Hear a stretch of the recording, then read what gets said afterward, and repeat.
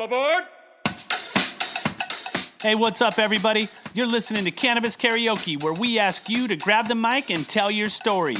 Get inside info from today's most interesting cannabis pioneers, and from the first note to the end of the song, listen up as you get to hear the stories of success on Cannabis Karaoke. Welcome to another episode of Cannabis Karaoke. I'm your host, Danny Keith, and we're still in COVID-19 lockdown. I think people are starting to get a little eggy.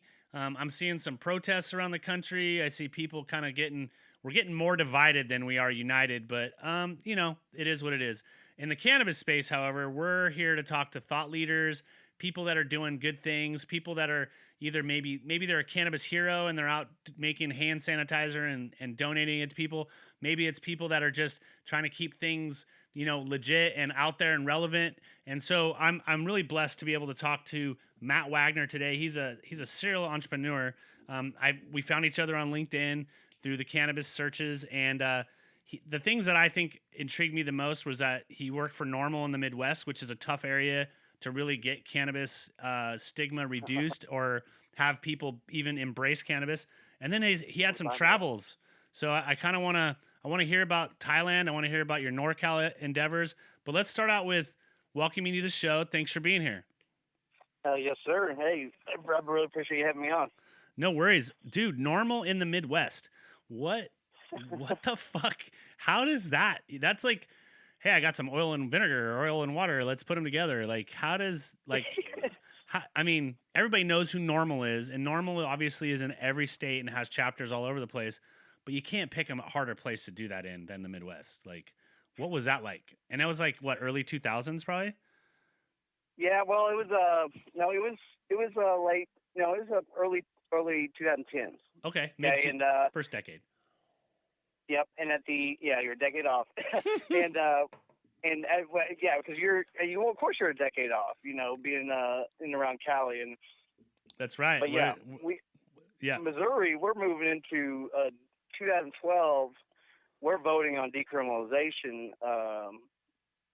Basically turning into a ticket at that point there in Springfield, Missouri, which was a college town.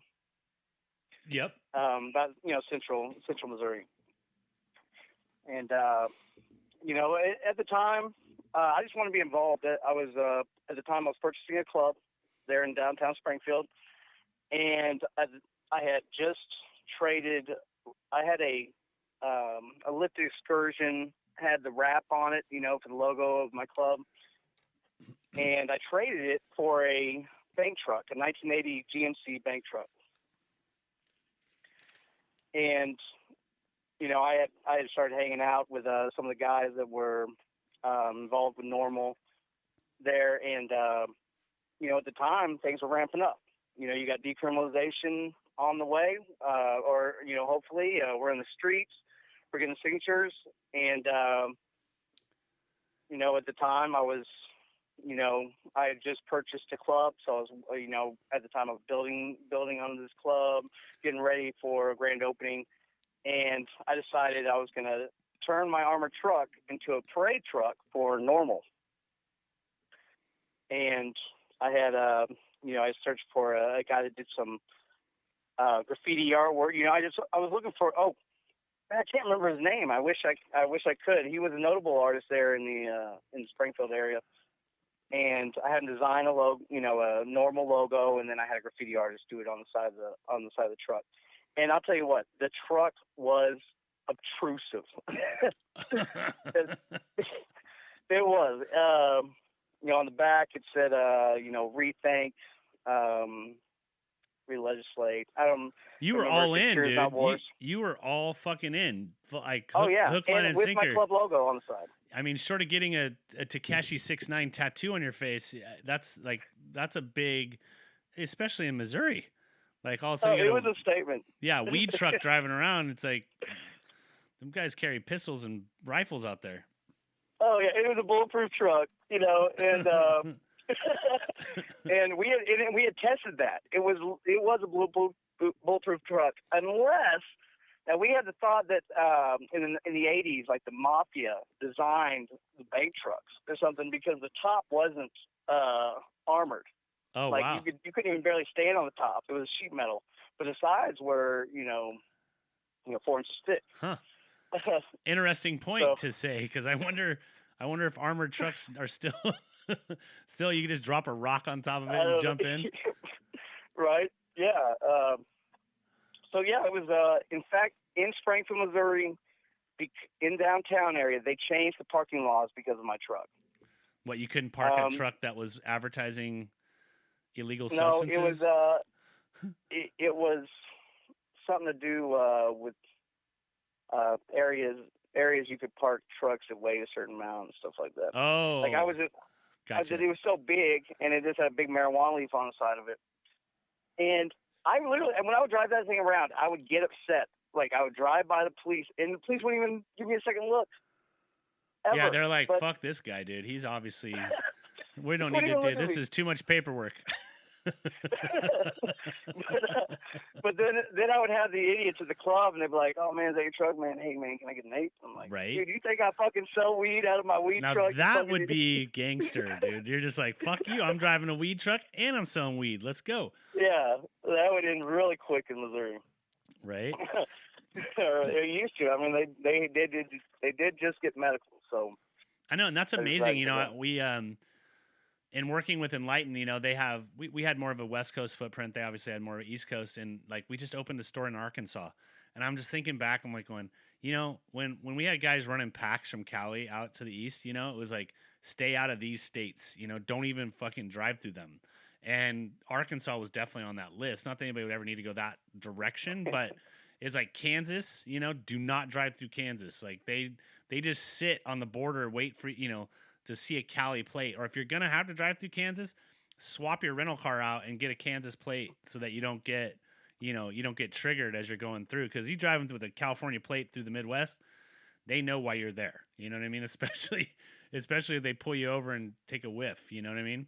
Um, Yeah.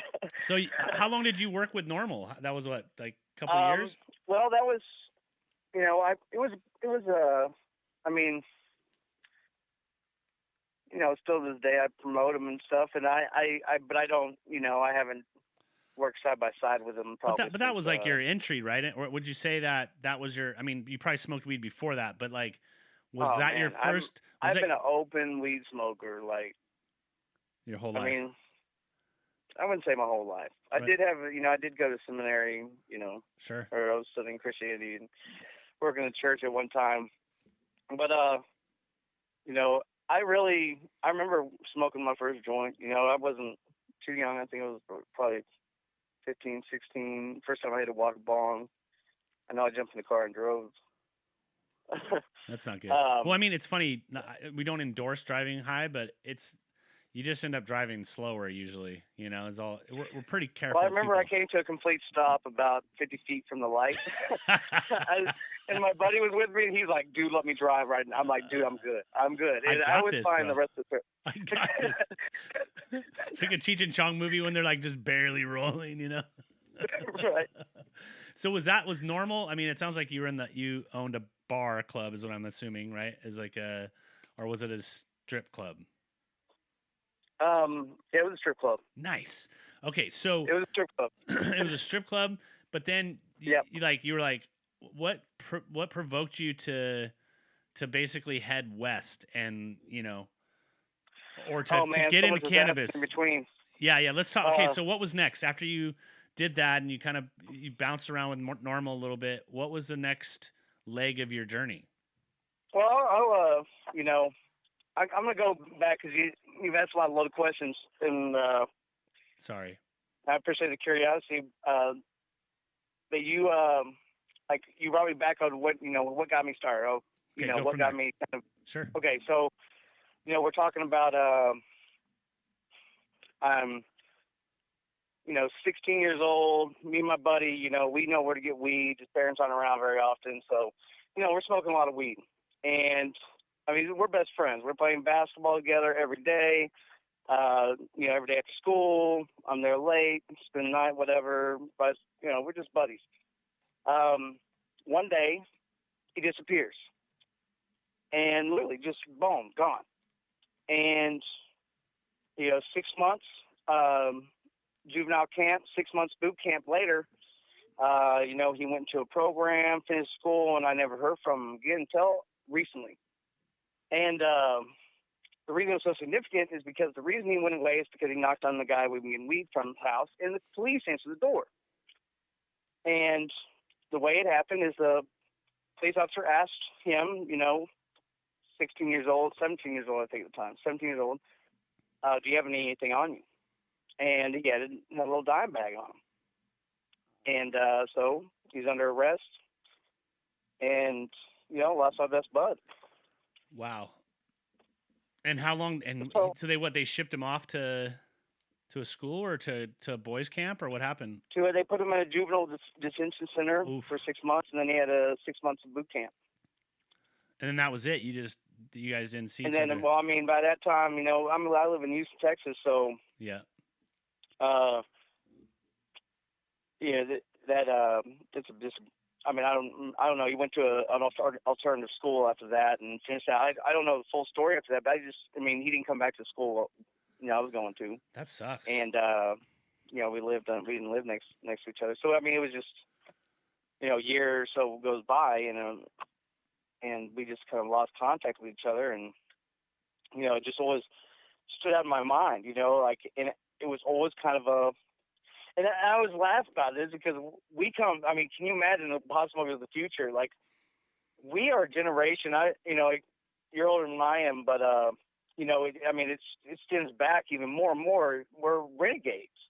Oh, yeah. We're rebels. Like, the government has said that this is a class 1 controlled substance with the worst penalty of any. A lot of people are still doing life sentences over marijuana to this day. And people forget that a Democratic president put the worst penalty ever on the head of cannabis. Like, I think it was over 1,000 pounds or something crazy. It's like punishable by death. Like what other? Oh yeah. You could go rape 27 kids, and maybe you're gonna get the death sentence. You know what I mean? Like there's people. Yeah, go ahead. No, I was gonna say there's I interviewed Weldon. I'm Facebook friends with Luke, and there's people doing 20, 30, 40 years for the plant. It's just bananas. Mm-hmm. Sorry. Go ahead. Keep going. My bad. Oh, no. You're exactly right. You said what I was pretty much saying. I was going to say the same thing.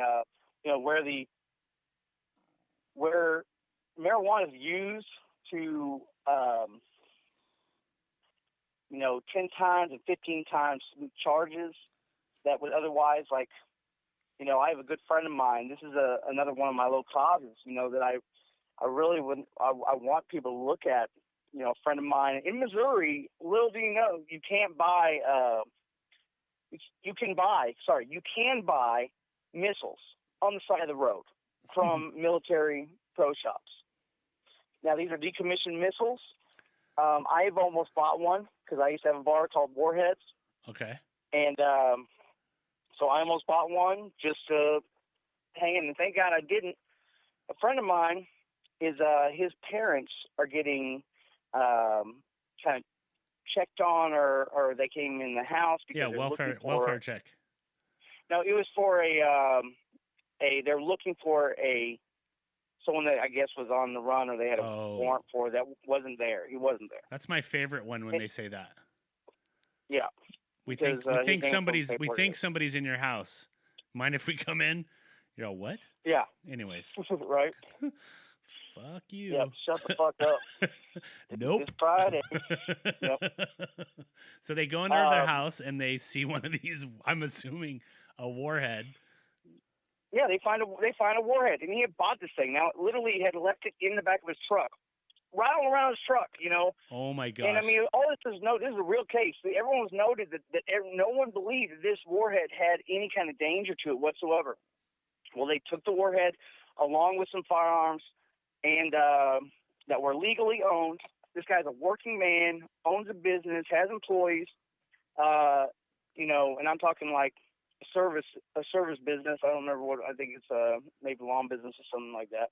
Has employees, and he asked them, period, point blank, says, "Why are you messing with me, or why are you fucking with me?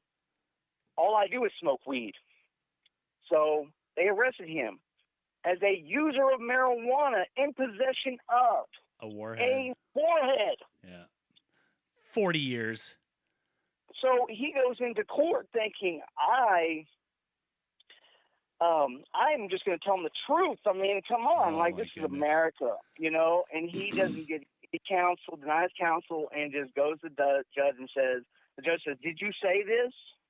Oh, my Did you God. say this?" And he says, "Yes, that's what I said." Blah blah blah. Your Honor, you know, whatever. And the judge gives him 30 years. Oh, my God. He tries to get the he tries to get you know, them to retract his guilty plea. Sure. And like he's like, "Please take it back. I didn't understand the brevity of the situation." Blah blah blah. They deny him. He's now, I think, on his 12th year. Oh my gosh. He's denied any and all opportunity for appeal. Still to this day. And is he in Missouri prison or is he in a federal prison? He's in a federal prison. Ooh, so yeah, man. I mean, it's crazy. Yeah.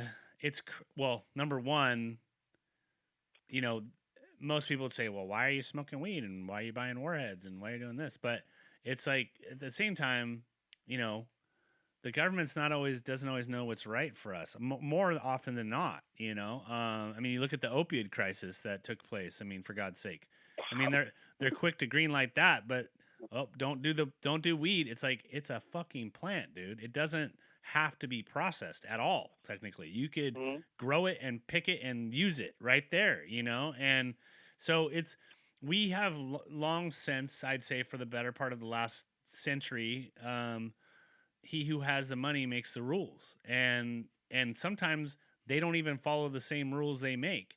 They're just doing it and I'm not some conspiracy theorist or anything like that, but I do. Yeah, that's what they all say. I do know that favors get done, and you know, we all know politicians. Yep, and so it just sucks that, you know, you want to do the right thing and you want to just be honest, and then you end up fucking catching 30 years. You know, like that's just bananas. Right. So what? Okay, so then that guy gets wrapped up. What's the next step for you? I've looked up his full name. His name is Dane Teeter. I think it's Dane Teeter, and he's out of Missouri. He's my friend's father. Dane Peter? Dane. Uh-huh. Dane. Yep. So yeah, what was your question? My question was, so we were going down the path of you went back and gave me an origin story, kind of like DC Comics style. You jump backwards, and then now we're going forwards. So we're renegade. You know, we're renegades. Absolutely. I always saw the marijuana leaf as a fuck the man symbol. I wanted the wallet. I wanted, you know, and I just, you know, my premise is, who are you to say that I can or cannot do this? You know, I loved weed so much that I didn't give a fuck. Right. You know, I couldn't justify it and say it was a statement, but at the end of the day, I just love weed. Yep. You're married, like you said to me. You're married to it. Mm-hmm. It's your passion. So you worked with NORML a little bit. I worked with NORML. Then where'd you go after that? Yeah, I just was using my company. I was using my business to promote the, you know, for better or for worse. You know, we showed up with the truck at all the city councils. You know, we just, you know, we get flyers. I would get everybody, you know, I would take these headshots and get them all on flyers, get quotes from different, you know, and just make media material and media kits for for NORML. And I mean, not on a grand scale. Now understand something. This is local level involvement with my business, and you know, so I've, you know, after college I bought my first strip club. I bought my second one at 29. And I ran that until every agency in Missouri raided me. And then I started traveling. I'm not trying to laugh at it, but it's just funny. He's like, yeah, I got raided and by all of them. And then I decided so I'm assuming this is the moment where you're like, I think I'm going to go into cannabis. Is that the next step? No, well, I was like, no, I know what the hell I was going to do. I had a... you know, you're just tired of getting raided. Is that you're tired of... Well, the last raid really just... I mean, you know, It's just a lot of. I mean, pretty much everything that I've ever had and worked for has been Yep. taken from me by the police. It's amazing how quickly they can get into your bank account too. Well, I wouldn't say that. I haven't had any problems getting in my bank account personally, Okay. but in regards to like, I had a club. I had a club for 8 years, and because of some backward dealing police officers and just irresponsible, um, they hit me like I was Pablo Escobar. Oh yeah, You they know, set you up. so well, it's a So strip clubs are gone now. You're not sure what yeah, you're gonna do. Missouri they're illegal. Missouri they're illegal, but Oh wow, there's kind of handshake deals. gotcha. You have to have full pasty from the top of the nipple all the way down to the bottom of bottom of the breast. You have to have a wide back thong. You have to be 6 feet away from the 6 feet away from the customer. No contact between customers and dancers, and no alcohol. Close at midnight. That's the best one. Terms of engagement, and it's funny. You're probably super busy. Oh, you know, if you were if you were running a strip club in Missouri, you were breaking the law. Oh yeah, so That's all there was to it. so parallel tracks, cannabis dispensaries, and now you're seeing that change in Missouri. You're seeing people like starting to get medicinal approval, and like pretty soon behind that will be maybe recreational, maybe not, but you'll see an industry pop out of Missouri now in the cannabis space. Absolutely. Yeah, that's. I think they will see recreational in the next couple of years over there, in Missouri. But yeah, so that's why the law when the laws were they changed the laws on us, 2011. Some people survived, some people stuck around, some people didn't. They it's not about having laws; it's about enforcing them. Sure. And it's And about changing them too. Like it's about changing the ones that make sense. I mean, some of these laws are made out of how would you say moral beliefs instead of social beliefs, And so a lot of our laws that we're still dealing with are on the back of people trying to have society be a certain way. And as society right, has evolved, as we've started, people are getting married and divorced, and people are now having same-sex marriages. There's just a lot of different things that are in play now that weren't necessarily in play back then, because all the laws are really there to make a family style atmosphere. It was all about the two-car garage, the picket fence, the two kids. You know what I mean? Like there was a little cookie cutter process that was happening in the 50s and the 60s when they decided to roll all this war on drugs out, that they were like, we're going to make America the pure little perfect little, utopian society. religious Demolition household. Man. Yep. That's that's how I feel now. Like the way this society's been in LA for the last. I mean, it's opening up. I mean, I was stuck in traffic today on the freeway on the 101. So things. It seems like people are getting out of the house. But yeah, that's what I felt. I feel like you've seen the movie, Demolition Man. Yep. I was like, what am I going to be? Am I going to be the guy in the sewer eating the rat burger, or am I going to be the guy in Burger King getting the fucking Casino Royale? Yeah, cannabis is it's a tough choice. I've always been, in and around cannabis my whole life, and I've been in the business now since 2000, a little bit after 2014, 2015, we started and I was actually working with Paris, who's Tommy Chung's kid, when he got busted for Operation Pipe Dreams in 9 months in federal prison. So, I am fortunate that I've only had minor. I mean, I definitely, if had been caught at certain times, would have caught charges, but didn't think about it. But it's definitely different. When you have I coach little league and shit too, and so like people will come up and be all, hey man, I know you're in cannabis. Can I invest, or what's the deal? Like, what should I be doing? And you're just going, holy shit, this is mainstream now. You know what I mean? This is like when people are talking about it at little league games.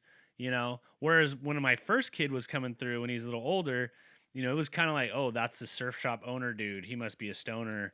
Like, oh, he's the one that's coaching the team. Great. And so I had to work really hard to like show that I wasn't some just scumbag. But weed's always been a part of my life too, like for forever. And so, how did you end up in Thailand? Like, what brought you to So Thailand? I I was sourcing ant miners in China. I moved to China um, with a business visa in 2016. I was living in Beijing. I was living in Shanghai. It was a classic case of you know, high demand, low supply, low supply, high demand on the mining hardware for Bitcoin. Oh, cryptocurrency is what brought you to Asia. Yep. And I did some teaching there too, and it just got to a point after China's you gnarly. know I I completed some of my business there. I just was depressed. Lived in China, no one could speak my language. I had one friend that was from America that was an hour away. I mean, don't get me wrong. Literally, okay. If you ever go to China, I'll tell you right now. You tell me. You hit me up if you're going to China. Well, I mean, right now, who's going to Not so China, much, yeah, right? But but if you go to Shanghai or Beijing and you want to go clubbing, and that's about. I mean, that's really all I can help you with. China's gnarly though. I mean, Because we did some time in Taiwan and we bounced through there and it was like they just it's a real big, like you said, it's a huge communication gap. Huge. oh, well, I mean, in Shanghai, unless you're in the city center, or you're in, they have a foreigners park there, Mm, which is a lot of people speak English and around there. But I mean, you just don't have communication with, you really take that for granted being here in America or any English speaking environment. The ability to communicate with everybody around you is, or even read the signs on a building. right? You've done some traveling over there, Yep. Um, I don't know how tall you are, but I split my head open in Thailand. I walked into the bottom of a fucking street sign and like while I was at Walking Street down in Pattaya and freaking oh yeah. split my head wide open, dude. You know what was rad? I Tuk Tuk picked me up. It was pouring rain. Took me back to the hotel. We're staying at the Marriott there in Pattaya, and they were like, "Oh my god!" They thought I got jumped or whatever because I had a head wound, and it was just when it rains there, it's warm, so like I look like a bloody mess. They're like, I go, so I need to go clean up so I can go to the hospital or doctor. I gotta get stitches. It's not. I can tell I need stitches, and they're like, no, no, no, we'll take care of it. Just stay in your room. And I was like, what, dude? Like 5 minutes. Knock, knock, knock. Here comes the freaking doctor, little nurse, stitched my head up right there in the hotel, and I was right back out downtown. Back on a tuk tuk, back to going downtown to go party. And it's like I Oh yeah. I love Thailand, man. I think it's if people don't, it's so cheap to go there. It's inexpensive to be there, and it's the people are always smiling and always happy. I don't know. I liked it. I was there. I did a bunch of. I loved it. It keeps you young. It's hot and humid. You got 365 days of sunny weather with a 1 hour rain every day. Every day you get 1 hour rain, and that's what it seemed like. Anyway, I was a teacher in Wahin.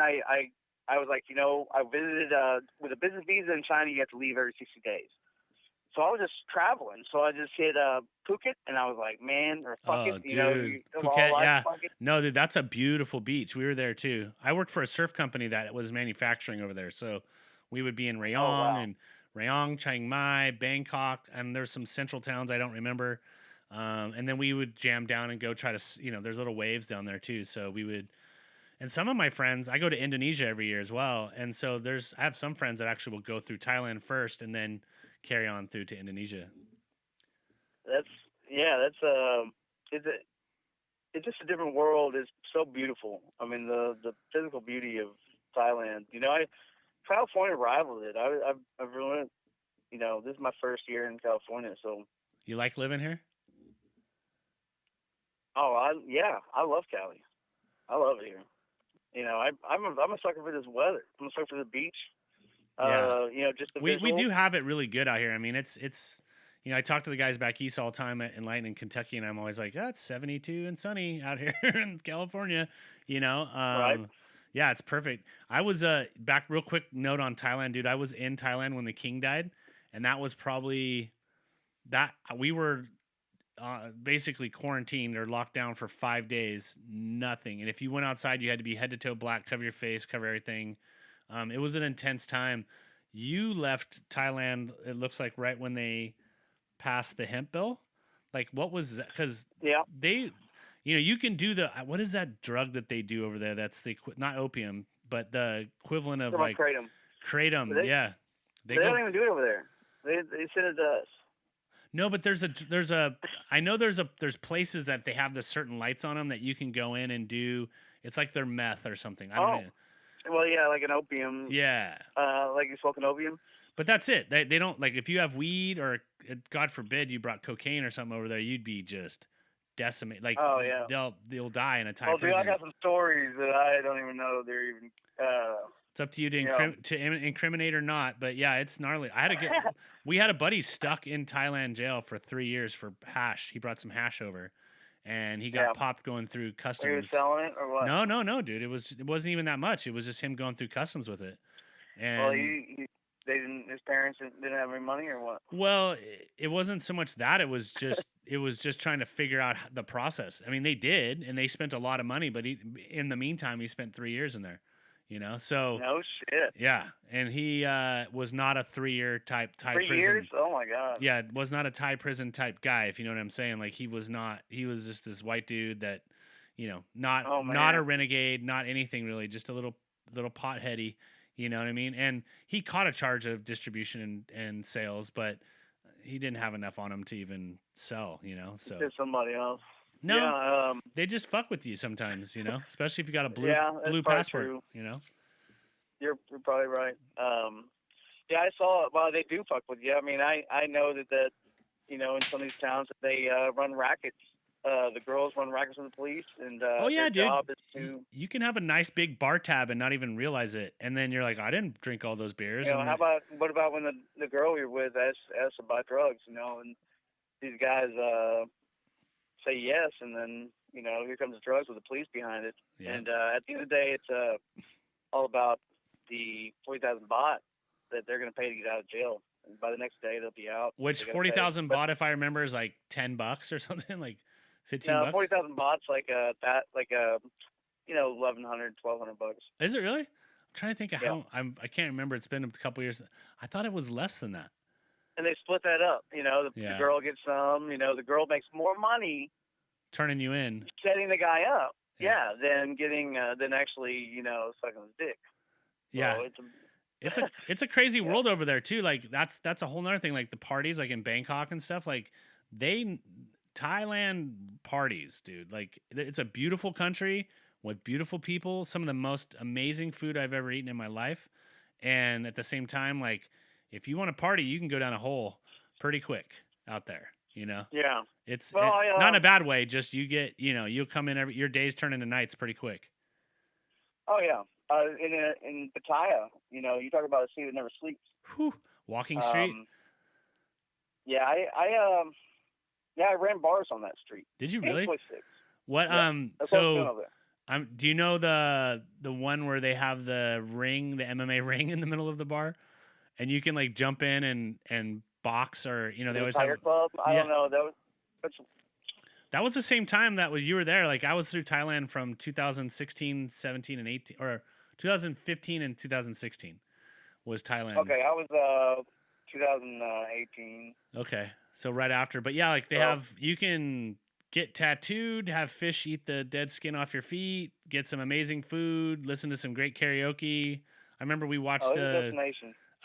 a really insane cover band that was playing Guns N' Roses, and I can't remember. I can see the bar in my face, and it's all open, like both sides. Go to Colorn?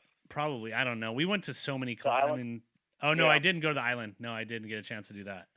I wanted to, but I never did. I plan to go back. I really liked. I used to go over to get my teeth done because you get dental work done super easy over there. Right. You just walk in and bingo, bango, you're out. Yeah, it's cheap and it's but I have heard about some issues. Well, yeah, you got to be careful. Like, don't have I like was a local there, don't but have a root canal in Thailand for God's sakes, but like definitely if you need some fillings or teeth cleaning, like that's the best place. At least for me, it was cheaper to spend money to go to Thailand than it was to pay my dentist. yeah. So then you Yeah, left. I want to clarify too that I was a local there, and I ran 17 bars Wow. on Soy Six Okay. under one. It was all in one company, and then I did some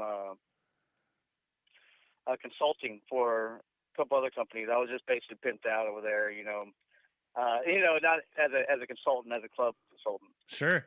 There's And Soy Six down in off Walking Street. no, it's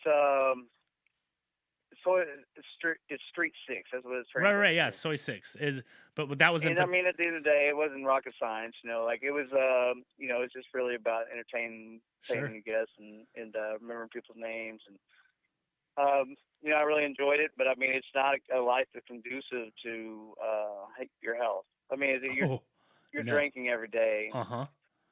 and you're right. You don't know what day it is because literally Tuesdays look like a Saturday because every day everyone's on vacation every single day. Yep. And they're having the time of their lives every single day. From It's all never over ending. the world, man. There's like All over the world, yeah. Oh yeah.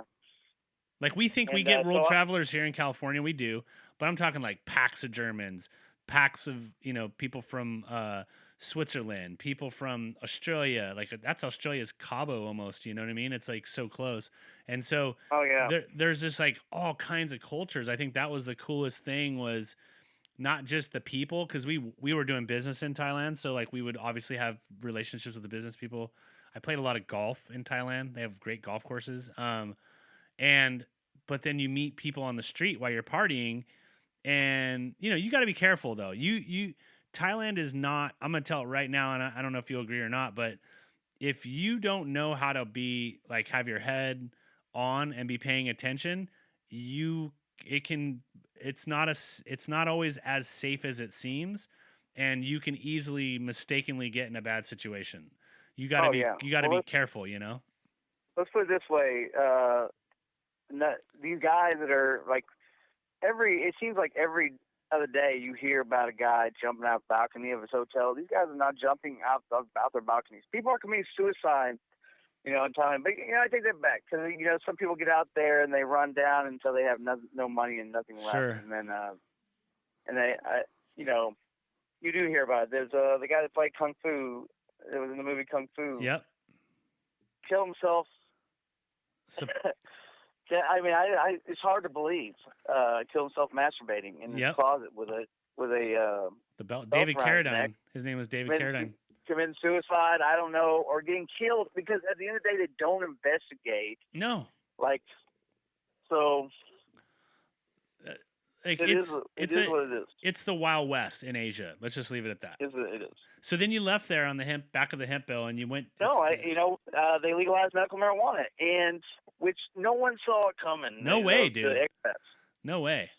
That was out of nowhere. And I saw it coming, man, just because I just thought about it. I knew it was going to become a racket. I knew, the Thais, they were going to just grow their own, and then it was going to be they were going to sell it it was going to be a way for them to make money. Sure. Sell it to the expats and the tourists.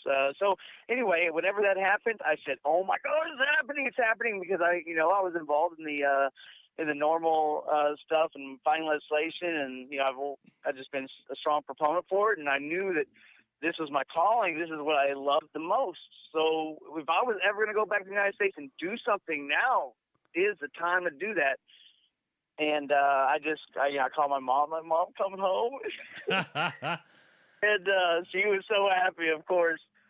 And I jumped on a plane. 36 hours later, I was in Houston, Texas, and I wasn't making a lot of money over there. I was making $60 a day, is what I mean, and that was after really they had doubled my pay at one point. So. But you only need it. It costs you like 10, especially sometimes, like you said, you were getting set up. So, like, you don't really have anything else to spend your money on. My rent was with utilities $180 a month. Right. And I lived in the second story of a bar. Yep. In a little apartment, efficiency apartment. $180 a month. I could even kept my apartment to this day, Right. you know. But you know, so when I came back, you know, I had to make a little money, so I worked a jackhammer for a week for a buddy of mine, and my aunt gave me a car because I sold my car before I went to Asia, and I jumped in it and I drove up straight up north, Cali. Never been here before, and you know, I had some friends here and there, and just made my way. Where up north? And, To go all the way to the Emerald Triangle, or where'd you stop? yeah, that's you know, I was just up there in between Humboldt and Trinity, Yep. Trinity area, and I just really want to learn. I mean, you know, I had smoke. I'm a weed smoker, you know, and honestly, living in legal states, I will smoke bad weed, and I don't give a fuck. You know, it's weed is weed, and I now get me wrong. I mean, I'm smoking some indoor stuff that's you know, whole another alien shit compared to you know the weed in Thailand, for example. Sure. Or you know, even I live. And you went straight to to Mecca of weed. I mean, that's like where well, you were I at actually is. started in Medford Yep. first, and I applied it I got my license in Oregon. You know, Medford. I just knew some people there. You know, I used to breed pit bulls. I had a buddy of mine there. It's right on the border almost. Yep, and it's seen by and large as kind of an epicenter that's just surrounded with farms. Medford's good. And you know, Bend and stuff like that. So I applied at all the I just wanted to get next to the plant, and it's just been a gradual progression. You know, I've been you know, I fulfilled, you know, I went through an entire harvest up there, in fact two, and you know, just I experienced it. I wouldn't trade for anything, but man, I was ready to get out of there. We got robbed. The entire harvest taken. We believe it was an inside job, and that's when I was like, you know what? I'm not getting a hole in my chest up here in the middle of the mountain. Right? Did you watch Murder Mountain? Well, I mean, you know, yeah, I saw it. Of course, I saw it. And living up there, man. I mean, you know, there was times I was alone on that farm, like especially after the robbery. You know, all the people that were working on the farm, they all left. I mean, they're pacifists. I call them hippies. They're just hippies, you know. And when they got guns pulled on them, that was the end of that. So it was me up there by myself on that farm for, you know, a week or two. And yeah, the moment I had my first chance, I was like, I'm going to LA, baby. I want LA. So that's what brought me here. And so then you got down to LA, and then so that was what, 2019? Yep, that was last year. Wow. And so I've been in LA now for since August, and you know, I've just been blessed with the opportunity to work with several brands doing from, you know, marketing to you know, online media,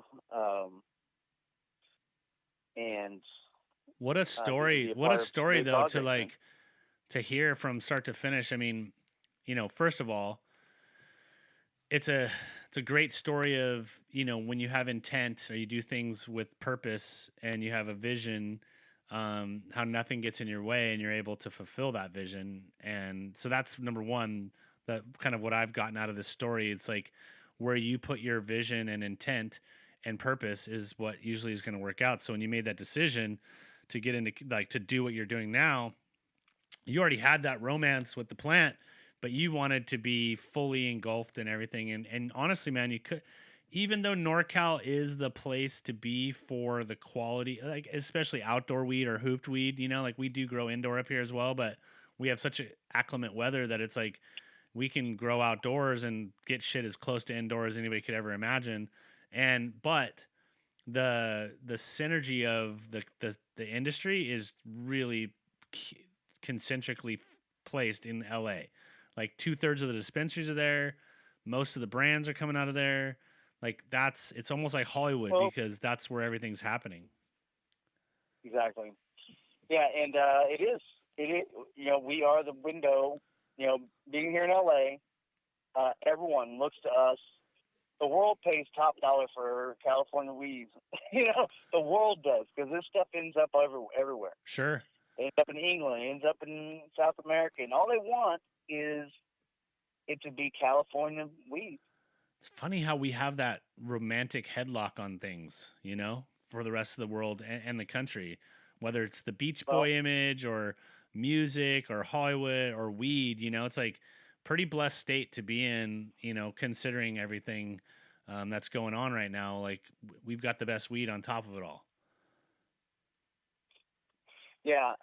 Well, I mean, we've been blessed with some weather. I mean, it's going to be exciting times when some of these states like Mississippi and Alabama and even Florida, they're learning they can't grow weed. Right. um, it's pretty, the stuff that I've seen coming out of some of these states, because they just, you get up there and up north and you realize, like, I've never lived in an area that was dry like that. My skin just cracked instantly. I'm from Houston, Texas. I was living in Thailand. Yeah, we don't have a lot of It was humidity. so dry, Yeah. and then the heat, but with a breeze, it's like the same thing the whole summer. This, the sun is so powerful up there. It's just the place is just blessed. Yeah. And we have it's kind of like we don't really have seasons in California. It goes from being sunny to foggy to rain and then back to sunny. And then even in the like you change from summer to fall, like one day the leaves are there, the next day they're all on the ground. Like there's no transition. I know that's when I go back east during the fall, I'm always like, "Oh, this is what seasons changing are like, California just hard slam. Just it's going to rain for the next week, so we're kind of Yeah. borderline tropical, but at the same time arid. We've got a unique, there's only so many places around the world that are like us. Spain's one of them, where they've got similar weather. But yeah, we're really blessed in California. So okay? So we've been rapping now for about 45 minutes. What's next for Matt? What are you working on right now? Like, do you want to shout out any social handles for people to follow you, or do you have anything you want to say Well, besides goodbye? I moving forward here, it's the way I always think of the cannabis industry. It's like being out there in the Atlantic Ocean, big storm, and I'm in a boat, and there's we're not sure what the outcome. We don't even know what's to come. How hard bad it's going to get. But I have just no choice but to adapt, continue to adapt, and we see with COVID-19, we see a transition. The delivery experience is taking a hold. Um, you know, Really, it's been a great opportunity for these cannabis companies to step in and really paint, like put some positivity out there to their community, and we're seeing that. We're seeing people partner together to help feed some of these people on the streets, that are being, ostracized, because who wants the homeless guy walking up to you, without his mask and asking you for money and touching you? No one wants that right now. Sure. So it's very, very difficult outside. And then they're releasing prisoners. And that's just a fact. You're right. The I've brands have a very quiet space to connect with the consumer now because it's direct almost. There's not a lot of distractions. Now There's people huge are. opportunities right now Yep. to help people and get some great PR. I know a lot of platforms out there that are looking for stories like that they want to do, see Yeah, this stuff same. happen. So I love to highlight good stories. I like it when people help each other. I feel like competitive. But I'm also very willing. I also will help people up. And if they can get going faster than I can, hopefully they remember and pull me along with them. And so I love telling good stories. So if you run across any of those, definitely fling them my yeah, way. yeah. So this is, there's a lot of opportunities in the cannabis industry right now. A lot of there's a lot of struggle. I think we're going to see it. It's going to be it's like a snow, snow globe, or what is it called? Snow Sure. globe. Yeah, you shake it up. The cannabis industry is getting shaken up right now, and it was the wobbling. people that adapt. It was wobbling before, I feel, and this just fucking knocked it off the table. Well, I think this is almost because of vape illness. Vape illness was a huge hit to the cannabis industry, and so what we saw is because of vape illness, it was a shakeup. And what happened is these companies that were, basically being exposed for all this wrongdoing they're doing, guess who strolled in? Some of the companies that adapted to the new standards, and they took over market share because and it's available. Yep. The market share is out there, especially for new companies coming in. I think we're going to see some people fall. Some companies are going to crumble. Some guys will come out of nowhere. It's going to be an interesting time for the cannabis industry for sure. And the fact that we're essential, the fact that we are essential is huge. I can't. I couldn't agree with you more. I feel like it wasn't a decision that the county governments or the state really wanted to address, but they had to. It was like, are we? It's yes or no. Yes and or you know no. what? I heard a quote, and I can't remember who said it. I probably wish I Googled, but she said, it was a woman. She said, I was a physician during the AIDS epidemic of the 90s, and I've never seen, and it was like that proved to me that marijuana is essential, and it's not just for guys like me and just enjoy smoking weed, but the medical side of that.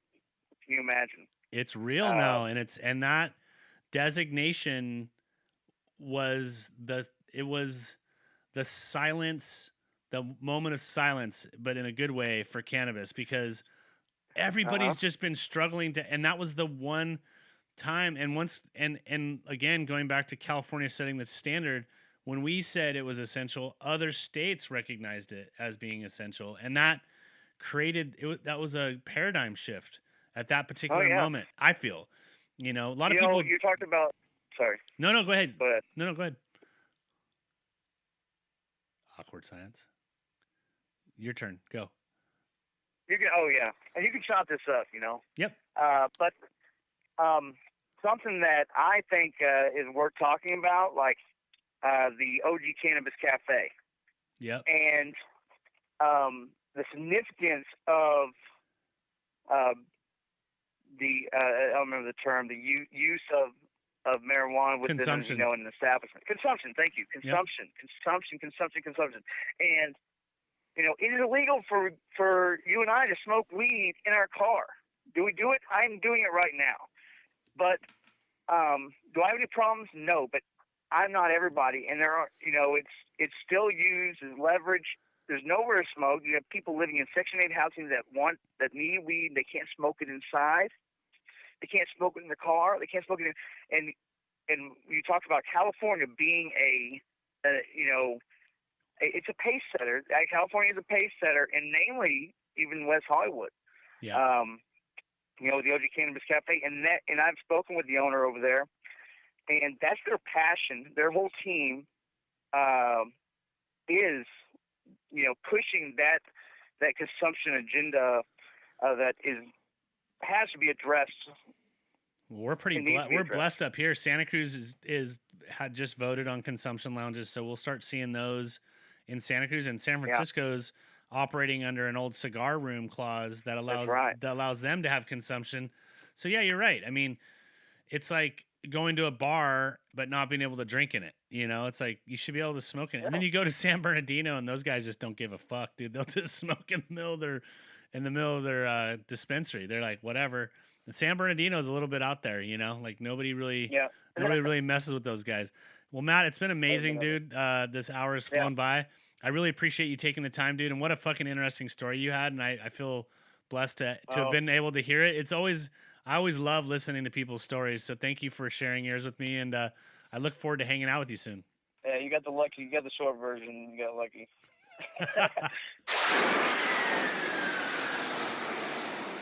That's a wrap. Thank you for listening to this edition of Cannabis Karaoke, another kick-ass podcast about all things cannabis.